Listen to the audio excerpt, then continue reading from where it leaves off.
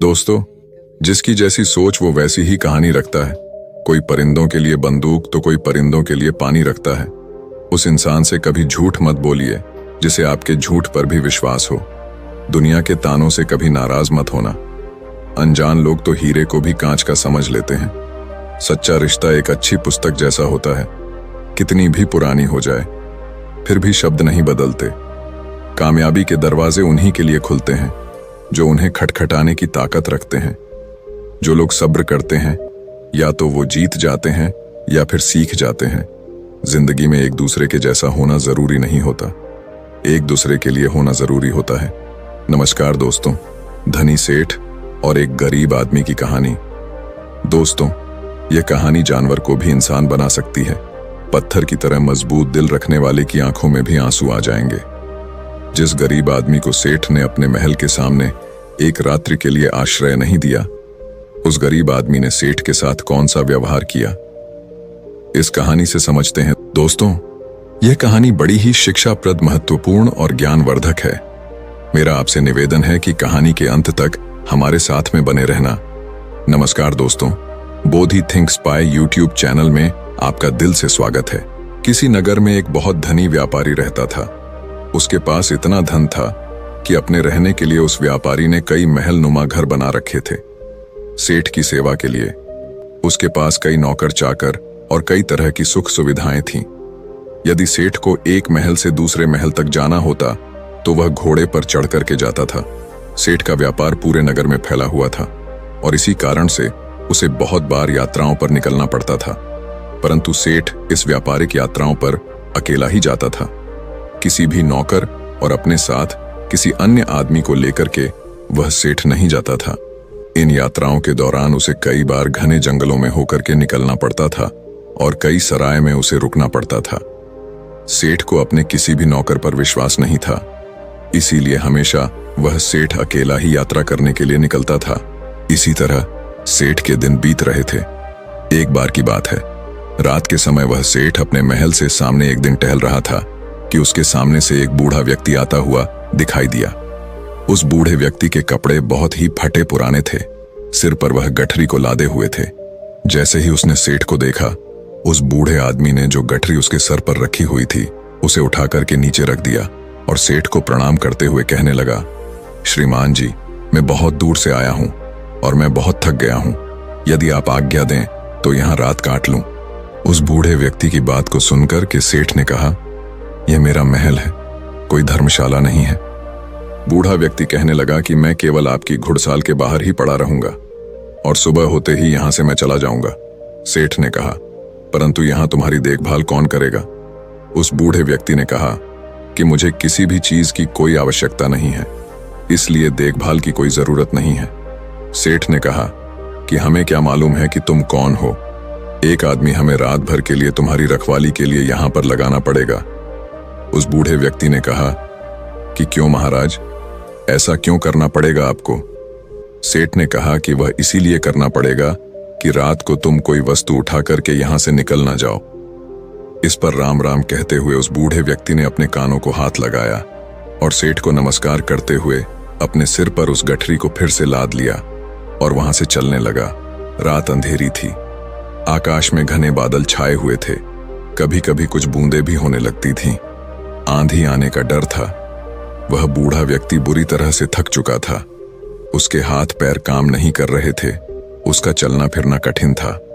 परंतु सेठ के इन कट शब्दों ने उसे ऐसा घायल कर दिया था कि उसे अब उस नगर के किसी भी शहरी के पास जाकर के विश्राम करने का विचार छोड़ दिया था। जोरों की बरसात होने लगी। जिस तरह रात का अंधकार बढ़ता जा रहा था, उसी तरह से बूढ़ा आदमी भी अपने सर पर गठरी को लादे हुए आगे चला जा रहा था। समय बीतता गया। कुछ दिनों के बाद वह सेठ अपने मित्रों और अन्य सेवकों के साथ एक दिन शिकार खेलने के लिए जंगल में निकल पड़ा। शिकार खेलते समय उसे अपना घोड़ा एक हिरण के पीछे उसने लगा दिया। बहुत ही प्रयत्न करने के बाद वह उसके हाथ ना लगा और इसी दौड़ में वह सेठ अपने साथियों से आगे निकल चुका था। जंगल घना था और घने जंगल में घुस जाने के कारण वह सेठ अपने नगर का मार्ग भूल चुका था। लगभग कई घंटों वह जंगल में भटकता रहा। इतने में ही रात हो गई। बारिश चालू हो गई। आंधी चलने लगी और बादल छा गया। कोई भी ऐसा व्यक्ति नहीं था जो सेठ की किसी भी प्रकार से कोई सहायता कर सकता था। बेचारा थक करके चूर चूर हो गया। जब उसे कोई रास्ता नजर नहीं आया तो वह एक वृक्ष के नीचे बैठ गया। आंधी इतनी जोरों से बढ़ने लगी कि जंगल के जो वृक्ष थे वह सब टूट टूट करके गिरने लगे। आंधी के कारण अंधेरा बढ़ने लगा। हाथ को हाथ नहीं दिखाई दे रहा था। प्रकृति के इस प्रकोप से घबरा करके सेठ का जो घोड़ा था वह अपने बचाव के लिए इधर उधर भागने लगा। घोड़े का मालिक इतना थक चुका था कि उसे होश नहीं था। थोड़ी देर के बाद आंधी जब कुछ कम पड़, थोड़ी थोड़ी बरसात होने से चारों ओर जो फैली हुई धुल थी वह बैठ चुकी थी। आकाश को साफ हो गया था। तब सेठ ने देखा कि उसका घोड़ा उससे वहां से जुदा हो चुका है। उस सेठ ने उस घोड़े को 2000 रुपए देकर के खरीदा था और उस घोड़े से बहुत ही प्यार करता था। उसे पालने में उसने किसी तरह की कोई कसर नहीं छोड़ी थी। अब तो सेठ को घर पहुंचने की कोई भी उम्मीद नहीं थी। कहते कि सवेरा होने के आसपास रात का अंधकार बहुत बढ़ जाता है और इसी तरह आशा और सूर्य की किरणों के पहुंचने से पहले निराशा और दुख का अंधेरा भी बहुत अधिक हो जाता है। बहुत अधिक दुखी और निराश हो जाने पर उस सेठ को दूर से एक व्यक्ति आता हुआ दिखाई दिया। पहले तो उस व्यक्ति को देख करके वह सेठ सहम गया। कहीं यह कोई व्यक्ति चोर या डाकू ना हो जो उसे आकर के उसे लूट ले। परंतु जब उस व्यक्ति ने सेठ के पास आकर के नमस्कार करते हुए अपने होठों की मुस्कान से सेठ के हृदय को निर्मल कर दिया, सेठ को बड़ी उम्मीद दिखाई दी। उसे आशा का प्रकाश दिखाई देने लगा। हंसते हुए उस व्यक्ति ने सेठ से कहा, आप इतने क्यों घबराते हैं? साथियों के बिछड़ने से, राह भटकने से और किसी की सहायता ना मिलने से कहते हुए सेठ ने अपनी सारी जो कहानी थी उस व्यक्ति को सुना दी।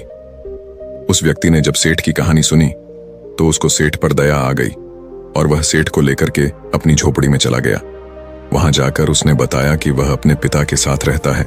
जो भी रूखा सूखा भोजन हम लोग खाते हैं आप भी खा लेना और यहीं पर रुक करके विश्राम कर लेना। सेठ ने कहा कि परंतु मेरे घोड़े का क्या होगा? उस व्यक्ति ने कहा, सुबह होने से पहले मैं आपके घोड़े को किसी भी तरह से ढूंढ लूंगा। सेठ ने कहा कि वह कैसे ढूंढोगे? तुम बड़ा घना जंगल है, इतनी अंधेरी रात है, तुम कैसे ढूंढ सकोगे? उस व्यक्ति ने कहा कि मैं इस जंगल के कोने कोने से परिचित हूं। सेठ ने कहा, तो क्या तुम मेरे साथियों को भी ढूंढ सकोगे? उस व्यक्ति ने कहा, यदि वे इस जंगल में हुए तो मैं अवश्य ही उन्हें ढूंढ निकालूं। इस उत्तर को सुनकर के उस अमीर सेठ को बड़ा ही संतोष हुआ। उसके मन में बड़ी उम्मीद जगी और इस तरह से वह सेठ पूरी तरह से निश्चिंत हो चुका था। वह अब भी सोया नहीं था कि उस व्यक्ति ने सेठ के सामने एक दूध का कटोरा ला करके रख दिया। सेठ ने कहा कि यह क्या है महाशय? उस व्यक्ति ने कहा कि सेठ जी, यह हमारी बकरी का दूध है। सेठ ने कहा कि तुम्हारे पास कितनी बकरियां हैं? उस व्यक्ति ने कहा कि मेरे पास तो सिर्फ एक बकरी है। सेठ ने कहा, क्या एक बकरी इतना दूध दे सकती है या एक शेर से अधिक नहीं होगा? तुम भी पियो। उस व्यक्ति ने कहा कि नहीं, पिताजी ने कहा है कि आज का जो भी दूध है वह केवल अतिथि सेवा में लगाया जा सकता है। आज हम लोग दूध नहीं पिएंगे। सेठ ने कहा कि ऐसा क्यों? उस व्यक्ति ने कहा कि हमारे यहाँ सबसे बढ़िया चीज दूध को समझा जाता है और अतिथि की सेवा में हम लोग इसको पेश कर देते हैं। मैं पिताजी का इकलौता पुत्र हूं और दूध हमारे यहाँ सर्वोत्तम भोजन समझा जाता है। पिताजी ने यह आपकी सेवा में भेजा है। सेठ ने कहा कि तुम तो सचमुच देवता हो। सेठ की बात को सुनकर के वह व्यक्ति कहने लगा, नहीं सेठ जी, देवता तो बहुत दूर की चीज है, हम तो पूरी मानवता को भी नहीं अपना सके। उसकी बात को सुनकर के सेठ ने कहा, नहीं भैया, मानवता तो आप में कूट कूट करके भरी हुई है। इस तरह बातें करते करते वह सेठ सो गया। अपने अतिथि की सच्ची सेवा करने वाला वह व्यक्ति चुपके से उठा और हाथ में मसाल लिया और अपने अतिथि के घोड़े को ढूंढने के लिए वहां से वह चल दिया। ढूंढते ढूंढते वह सुबह के समय के आसपास ढूंढा। बहुत ढूंढने के बाद आखिर उसे घोड़ा मिल गया। वह अपने अतिथि का घोड़ा ला करके अपनी झोपड़ी पर लौट आया। जब उसकी मां ने देखा कि अतिथि का घोड़ा मिल गया है तो वह उठ करके घोड़े के लिए सारा डालने लगी। वह जानती थी कि घोड़ा जंगल से घास चर करके आया होगा, परंतु फिर भी उसने अतिथि के घोड़े की सेवा करना अपना परम कर्तव्य समझा। घोड़े को यदि सारा ना मिलता तो शायद अतिथि सेवा अधूरी समझी जाती। सुबह के समय जब वह अमीर सेठ सो करके जगा तो उसने देखा कि उसका जो घोड़ा है वह सारा खा रहा था और अतिथि सेवक, वह व्यक्ति उसके सामने हाथ जोड़े हुए कह रहा था, आज ईश्वर ने हमारी लाज रख ली। उसको सुनकर के सेठ ने पूछा कि कैसे। उस व्यक्ति ने कहा, सेठ जी, आपका घोड़ा सकुशल मिल गया।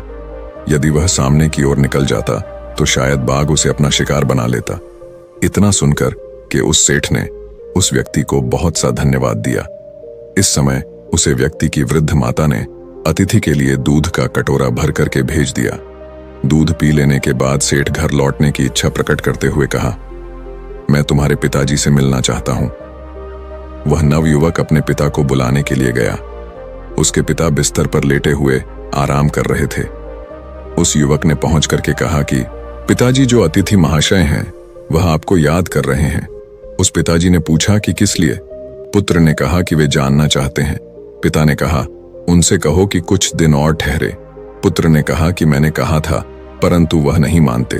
पिता ने कहा, अच्छा तो उन्हें उनके घर तक छोड़ करके आओ।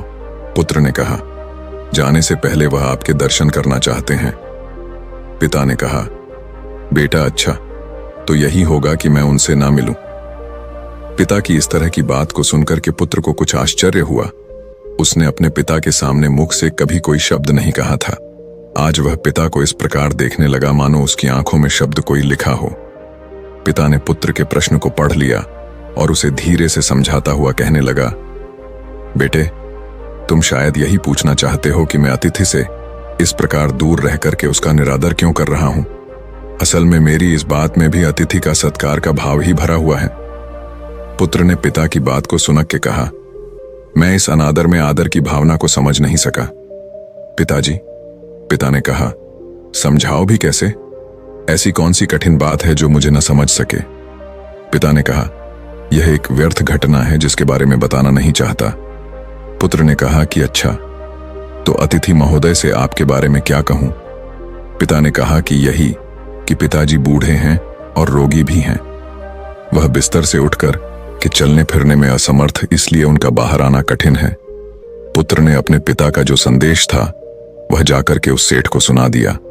इस बात को सुनकर के सेठ कहने लगा, इस पवित्र स्थान पर आकर के मैं ऐसे महात्मा को देखे बिना यहां से कैसे वापस चला जाऊं, जिसके घर में भूले भटके को मार्ग दिखाया जाता है, जहां अतिथि की सेवा की जाती है, जी जान लगा करके की जाती है, जहां अजनबी अतिथि के घोड़े को ढूंढने के लिए घर वाले अपनी जान की बाजी लगा देते हैं, और जहां जो घर की गृहिणी है वह अपना खान पान उठा करके अतिथि के घोड़े की पेट भरने के लिए तैयार करती है। तुम्हारे पिता को देखकर ही मेरा जीवन सफल हो सकता है। सेठ का संदेश पुत्र ने पिता तक पहुंचा दिया। अब बूढ़ा क्या करता, उसे सेठ के सामने आना ही पड़ा। सेठ ने देखते ही पहचान लिया कि यह तो वही बूढ़ा है जो कुछ दिन पहले उनके महल के सामने सर पर गठरी उठाए हुए आया था। एक रात के लिए उसने आश्रय मांगा था और सेठ ने उसे चोर तक कह दिया था। कितनी दानव थी उसके दुर्व्यवहार में। इस वृद्ध के पुत्र ने अपनी मानवता का परिचय देकर के उस सेठ के हृदय को बिल्कुल बदल दिया था। अमीर सेठ हाथ जोड़ करके खड़ा हो गया और अपने दुर्व्यवहार के लिए उस बूढ़े व्यक्ति से क्षमा याचना करने लगा। बूढ़े व्यक्ति ने कहा, आपकी ओर से क्षमा याचना का प्रश्न ही पैदा नहीं होता है, क्योंकि मैं बाहर आकर के आपको उस पुरानी घटना की याद नहीं दिलाना चाहता था। आपके आग्रह को मैं टाल नहीं सका, इसीलिए मुझे यहां आना पड़ा। इससे शायद आपको बड़ा दुख हुआ हो, अतः मुझे आपसे क्षमा मांगनी चाहिए। सेठ ने कहा, कितना ऊंचा है आपका व्यक्तित्व। इतना कह करके वह अमीर सेठ उस वृद्ध के चरणों में गिर पड़ा। उसके नेत्रों से पश्चाताप के आंसू झर रहे थे। उसके होंठ फड़फड़ा रहे थे, मानो वह यही कह रहे हों कि इस बूढ़े की झोपड़ी महलों से भी ऊंची है, क्योंकि जहां मानवता का निवास है। इसके बाद उस सेठ को सुरक्षित वह सेठ अपने घर में लौट आया। इस घटना के बाद उस सेठ का हृदय परिवर्तन हो गया। जहां कठोर हृदय वाला वह सेठ था, उसे किसी पर विश्वास और दया की भावना उसके मन में नहीं होती थी। वही सेठ बिल्कुल बदल चुका था। अब वह दीन और दुखियों की सेवा करता और उसके द्वार पर आने वाले जो भी अतिथि थे उनका पूरा स्वागत सत्कार करने लगा। सेठ का पूरा परिवर्तन हो चुका था। जो पत्थर दिल सेठ था वह पूरी तरह से पिघल चुका था। दोस्तों, ये कहानी आपको कैसी लगी है, एक प्यारा सा कमेंट करके जरूर बताना।